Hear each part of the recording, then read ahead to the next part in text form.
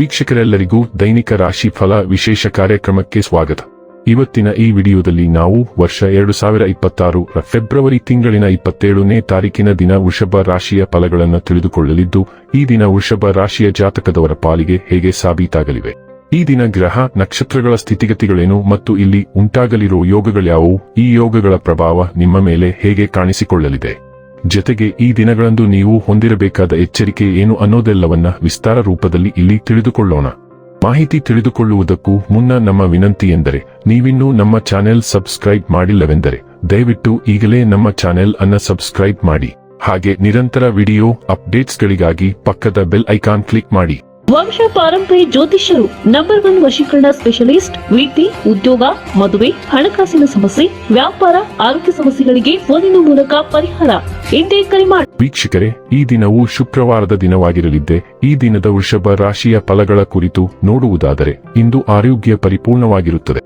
ಹೆಚ್ಚು ಖರೀದಿಸಲು ಧಾವಿಸುವ ಮೊದಲು ನೀವು ಈಗಾಗಲೇ ಹೊಂದಿರುವುದನ್ನು ಬಳಸಿ. ನಿಮ್ಮ ಕುಟುಂಬದ ಸದಸ್ಯರು ಕಡ್ಡಿಯನ್ನು ಗುಡ್ಡ ಮಾಡುವ ಸಾಧ್ಯತೆಯಿದೆ. ಚಿಂತಿಸಬೇಡಿ, ನಿಮ್ಮ ದುಃಖ ಇಂದು ಮಂಜುಗಡ್ಡೆಯ ಹಾಗೆ ಕರಗುತ್ತದೆ. ಇಂದು ಅನುಭವಿಗಳ ಒಡನಾಟ ಹೊಂದಿ ಮತ್ತು ಅವರು ಏನು ಹೇಳುತ್ತಾರೆಂದು ಕಲಿಯಿರಿ.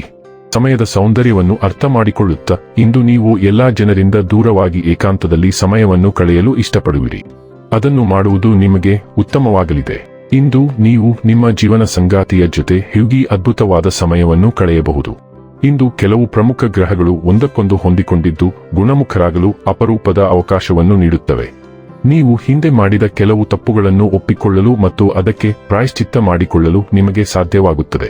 ಹಾಗೆ ಮಾಡುವುದರಿಂದ ನಿಮ್ಮ ಆತ್ಮದಿಂದ ದೊಡ್ಡ ಹೊರೆಯನ್ನು ತೆಗೆದುಹಾಕಲು ನಿಮಗೆ ಸಾಧ್ಯವಾಗುತ್ತದೆ. ಆರೋಗ್ಯ ಮತ್ತು ಸ್ವಾಸ್ಥ್ಯ ಬಗ್ಗೆ ತಿಳಿದುಕೊಳ್ಳೋಣ. ಇಂದು ಆರೋಗ್ಯವು ಸಾಕಷ್ಟು ಸ್ಥಿರವಾಗಿರುವ ಸಾಧ್ಯತೆಯಿದೆ ಮತ್ತು ಕಳೆದ ಕೆಲವು ದಿನಗಳಿಂದ ನೀವು ಅನುಭವಿಸುತ್ತಿದ್ದ ಸಣ್ಣ ಪುಟ್ಟ ಸಮಸ್ಯೆಗಳು ದೂರವಾಗುತ್ತವೆ.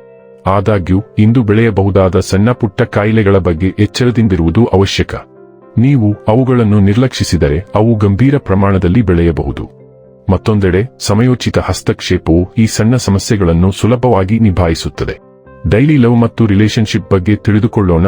ಕೆಲಸ ಮತ್ತು ಜೀವನದ ಇತರ ಅಂಶಗಳಿಂದ ಉಂಟಾಗುವ ಬಾಹ್ಯ ಒತ್ತಡವು ನಿಮ್ಮ ಸಂಬಂಧದ ಸ್ಥಿತಿಯ ಮೇಲೆ ಪರಿಣಾಮ ಬೀರಲಿದೆ.